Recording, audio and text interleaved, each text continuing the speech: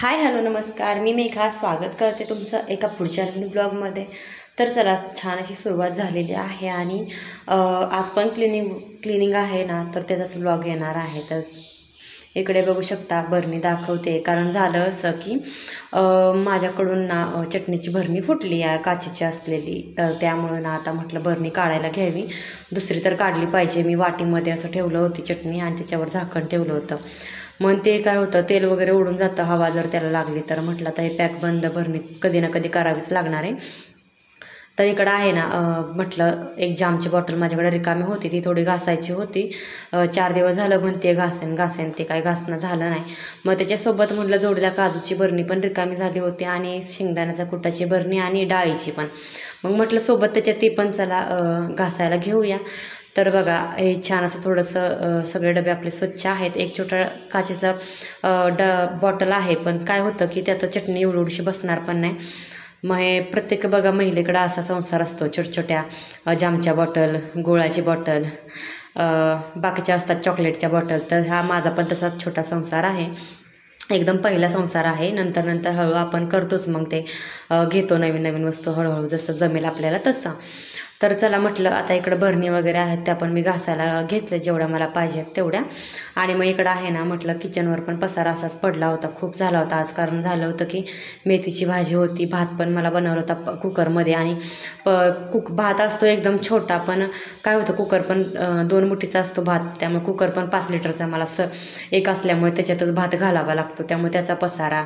आणि इकडे दूध पण झालं होतं रिकामं, मग त्याचं पातेलं. आणि इकडं मग तवा दिसला तुम्हाला त्याच्यामध्ये, तर तेलकट झालेला, कारण तळेला पाहिजे होतं आज थालीपीठ बनवून. त्याच्यासाठी मग झटपट आणि इन्स्टंट असं मिक्स पिठाचे थालीपीठ बनवून दिले. एकच गोळा बनवला होता त्याच्यापुरता आणि मग तो घेऊन गेला, पण तेवढाच बनवला, पण तवा अगदी खराब झाला. तर ते आज खूप आहे आज पसारा, भांडी वगैरे पडलेत. इकडं आहे ना आता म्हटलं भाजी वगैरे पण काढून घेतली आणि बेसिन माझं पूर्ण भरलं होतं भांड्यानी. ते संपूर्ण हे करायचं होतं आता, घासायचं होतं. आणि त्याच्यात ॲड हो म्हणून मला बॉटल पण वगैरे घासायच्या होत्या, सगळ्या रिकाम्या झालेल्या डबे. आता किचन क्लीन करताना मी नेहमी काय करते, तुम्ही खूप व्हिडिओमध्ये पाहिलं असेल. तर इकडं आहे ना सर्वप्रथम मी सर्व भांडी जेवढी बेसिनमध्ये जेवढी गॅसवर असतात आजूबाजूला असतात सगळे मी बेसिनमध्ये सारून देते. आणि मग पहिलं आहे तर ते रिकामं करून घेते जो काउंटर आहे तो. आणि नंतर मग घासून चांगला स्वच्छ करून घेते. त्याच्यासोबत वरून पण टाईल्स, खिडक्या सगळ्या मी पुसून घेत असते आणि नेहमीच घेत असते, रोजचंच असतं. आता कधीतरी उशीर झाला, समजा कंटाळा आला किंवा येतोच आळस आपल्याला, तर त्यामध्ये मी खराब झालं नसेल तर फक्त पुसून घेते. बघू शकता किती छान स्वच्छ झाले ना घासलं आहे. तर इकडं आहे ना वायपर फिरवला, कापडाने पुसलं, सुक्या कापडाने पुसलं तरी ते थोडं ओलं होतं, म्हटलं सुकून द्यावं. मग इकडं दाखवते तुम्हाला बेसिनमध्ये भांड्याचा पसारा. आणि कपाट पण बघा किती रिकामं झालं आहे ना. आता इकडे आहे ना हे रुमाल आहे, तर तो गरम पाण्यात मी भिजत ठेवला होता जेणेकरून निघेल. पण झालं असं की कपडे धुवून घेतले आणि विसरला माझ्याकडून रुमाल आहे तर तो धुवायचा. मग म्हटलं आता इकडं जाऊ दे, नंतरच सगळी भांडी झाल्यावर तो बेसिनमध्ये धुवेन आणि मग नंतर स्वच्छ करून सुकत टाकेन. मग आता आज इतका पसारा होता भांड्याचा, सगळे हे होतं गॅसचं पण ती जाळी होती ती घासायची होती, सगळे पातेले खूप सारे म्हणजे असं होते डबे, ते पण सगळे घासून घेतले. आणि छान असं मग नंतर परात वगैरे होती. आणि जास्त करून आज छोट्या भांड्यांपेक्षा मोठीच भांडी जास्त होती, मग तीच भांडी आहेत तर ते मग मी घासून घेतली आणि स्वच्छ चांगली क्लीन करून घेतली. अख्खं जाळं आहे ना ते माझं भरलं होतं, मग चहाचं पण असेल सगळंच असेल त्याने. आता डबे आहेत तर ते सुकायला खूप वेळ लागणार आहे. तर इकडं बघू शकता थोडक्यात वाचलं, नाहीतर ही पण भरणी माझ्याकडनं फुटली असती. भरणी आहे तर ती खोलली नव्हती 4 दिवस, त्यामुळे पॅक झाली होती. माझा ओला हात होता त्यामुळे तर ती पडली आणि थोडक्यात बचावली.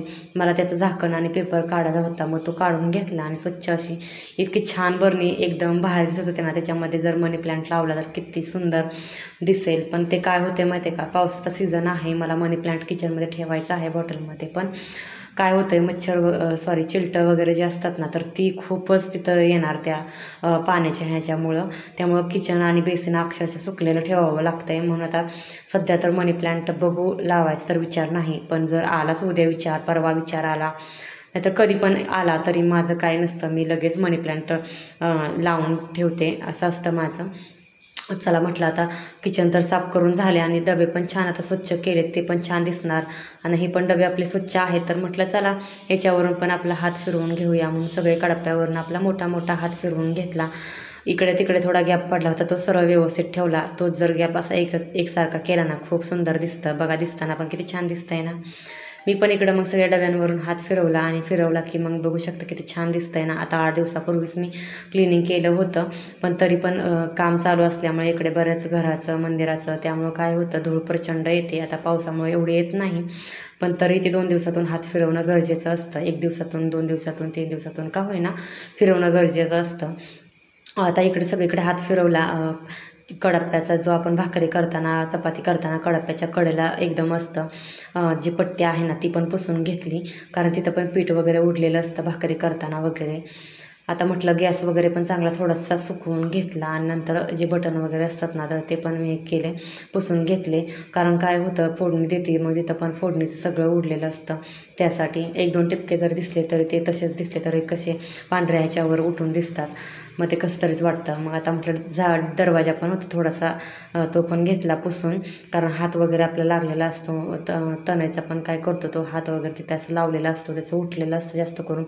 मुलं पण ओला वगैरे हात असं लावतात, त्यामुळे ते म्हटलं पुसून घ्यावं. आणि आपला पण हात लागलेला असतो, असं पण नाही मुलांवर आपण ढकलायचा, आपला पण कधी कधी हात लागलेला असतो. मग ते हात लागून लागून ते दरवाजे पण क्लीन करणं गरजेचं असतं.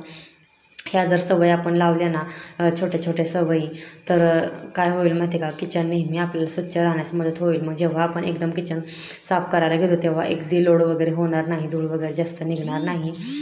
इकडं आहे ना जो आपला मिक्सर असतो ना तो पण मी लगेच क्लीन करून घेतला. छान असं आपलं मोठं मोठं का होईना मी हे करून घेतले, कडाप्याच्या पट्ट्या खालून पुसून घेतल्या, कारण तिथं पण आहे तर ते भांड्याचं वगैरे पाणी उडलेलं असतं.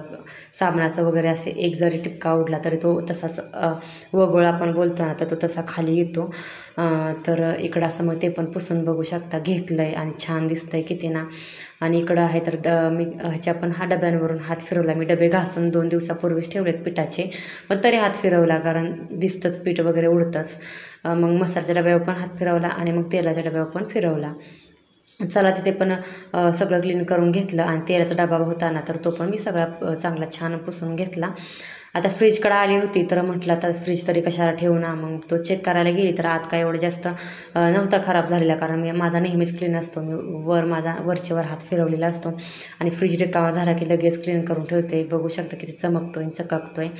तरी मी तुम्हाला जवळून दाखवते, कारण जास्त असा मी हे केलेला नव्हता, खराब वगैरे झालेला नसतो. तरी पण मी त्यातल्या त्यात वरच्यावर आपलं म्हटलं ओल्या कपडाने आता पुसलं आहे सगळं, तर हे पण पुसून घ्यावं. कारण कधी कधी फ्रीजला पण आपला एक असा हाताने ओला हात वगैरे लागलेला असतो. तर बघू शकता आतून दाखवते किती छान क्लीन आहे. मसाल्याच्या पुड्या वगैरे अशा छान व्यवस्थित आहेत, कारण मसाल्याचा पण मसाला आहे तर तो खाली सांडलेला असतो. तर तसं काही माझं नव्हतं. नाहीतर तुम्ही म्हणाल की आधीच क्लीन करून दाखवला, पण नाही, वरचेवर माझा क्लीन असतो त्यामुळं जास्त फ्रीज क्लीन करायची गरज पडली नाही. तर चला इतकं छान असं किचन क्लीन झालं आहे आणि तुमच्यासोबत मग आजचा व्हिडिओ शेअर केलेला आहे. काही टिप्स असतात त्या तुम्ही मी सांगितलेल्या फॉलो करा, तुमचं किचन नेहमी स्वच्छ राहण्यास मदत होईल. तुम्हाला किचन क्लिनिंगचे व्हिडिओ आवडतात त्यामुळे मी तुमच्यासोबत शेअर करायचा प्रयत्न करते जसा वेळ भेटेल तसा. तर चला व्हिडिओ आहे तो इथेच एंड करूया. अजून तुम्हाला कशा प्रकारचे व्हिडिओ पाहायचे असतील तर कमेंट करून नक्की सांगा.